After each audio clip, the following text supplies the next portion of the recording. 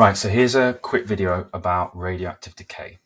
Okay, so radioactive decay happens to atoms that are unstable. So when they form, when atoms form, some of them, very few of them, are unstable, and we describe them as being radioactive, which means they release three types of radiation: alpha, beta, or gamma. And you need to know about these types of radiation, all the properties.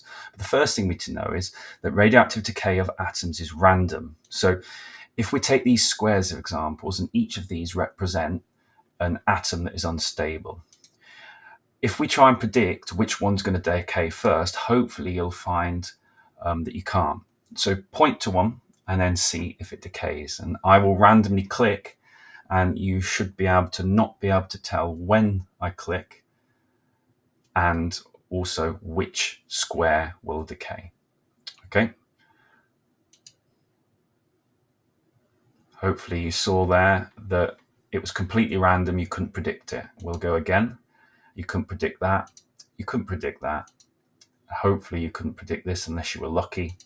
And this demonstrates that atoms decay randomly.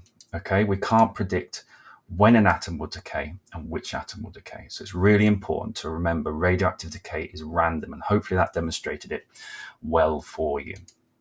So one thing we need to know about radiation is it can ionize atoms. So here's an example of atom. It could be an atom that makes up you and your DNA. Okay, so radiation is released from unstable atoms. Okay, when radiation moves past an atom, it can remove electrons from an atom, making it into an ion. If this happens to living things, this can cause mutations of DNA and increase your risk of cancer. That's why we're so worried about it. Okay, so ionizing is really, really important property to know about. Now, what I'd like you to do now is fill in your table that you've been provided with. Okay, what we're going to do is learn about the different facts about alpha, beta, and gamma. So alpha consists of 2 protons and 2 neutrons. It's the same as a helium nucleus. It's important to remember both these facts. You need to know that that's the structure of it: 2 protons, 2 neutrons, 2 positive protons, 2 neutral neutrons. And we can sometimes represent it as a helium nucleus, a helium-4 2. This is probably the most important thing to remember about alpha, the 4 and the 2. It's the slowest type of radiation. And then hopefully from the diagram, we'll be able to work out what the charge is, which is 2 plus, and what the relative mass is a 4, because it's made up of 2 protons and 2 neutrons. 2 plus 2 is 4. Then we've got beta. Consists of a fast moving electron. We can represent it as a circle with a negative in, and it is represented by a little e and a 0 and a -1. It's really important to remember that. It's faster than alpha and slower than beta. And then hopefully from the diagram we can tell that its relative charge is -1, and its mass from chemistry is 1/2000. So it's 2000 times smaller than a proton or a neutron. Now we've got gamma. It consists of a high frequency electromagnetic wave. It's the fastest type of radiation of all of them.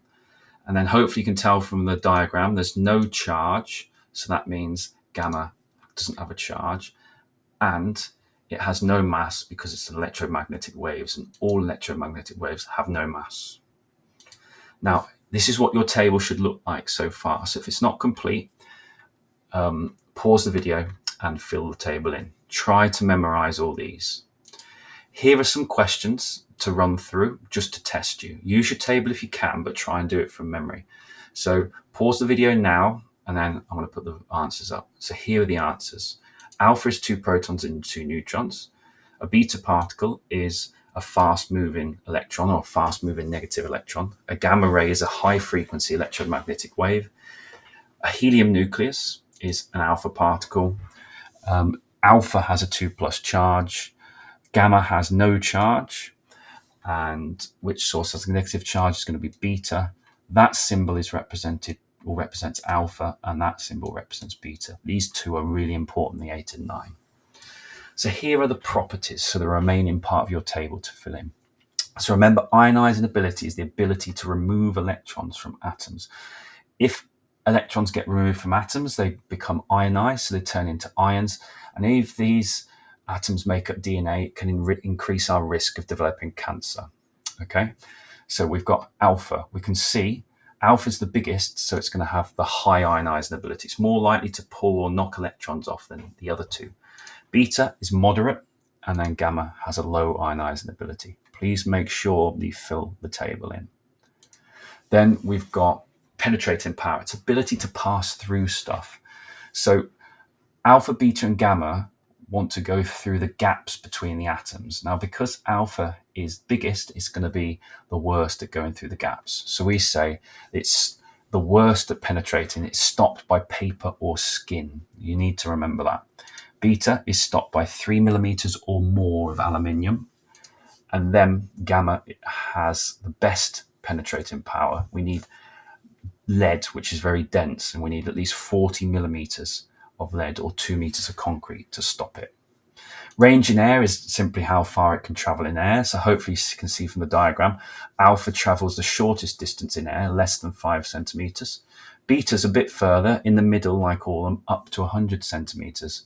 And then gamma, okay, is longest range, 1 kilometer plus. Right. So here's the table. It should be complete. Pause it if it's not complete, and then make sure you memorize as much of this as you can for your exam.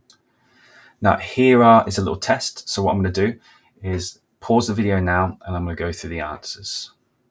So which source has the strongest penetrating power? Okay, we know that's gamma. Which source has the weakest ionizing ability? So that's gamma as well.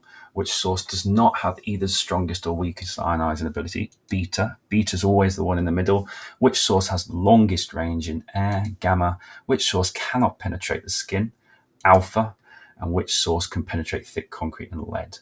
That is gamma. This one's the important one. Alpha can't penetrate the skin, so it's harmless outside the body.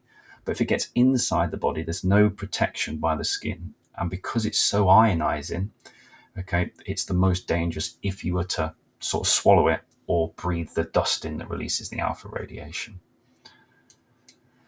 So here are some past exam questions, example of past exam questions that you would have got given. So gamma radiation is another type of nuclear radiation. What does gamma consist of? Okay, it's electromagnetic waves. It's not any of the others. You're just going to have to remember that.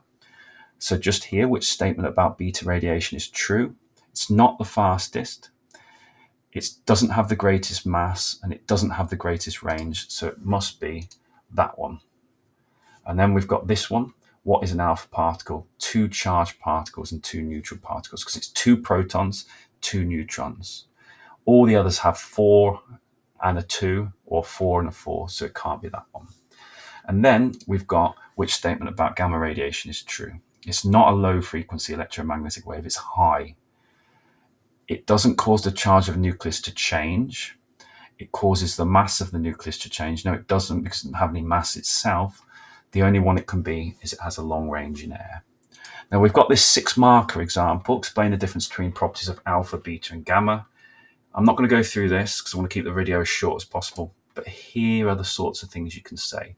So I would say 2 marks from each section would be sufficient. So if you remember all your properties, you'd find that question really easy. Thank you very much.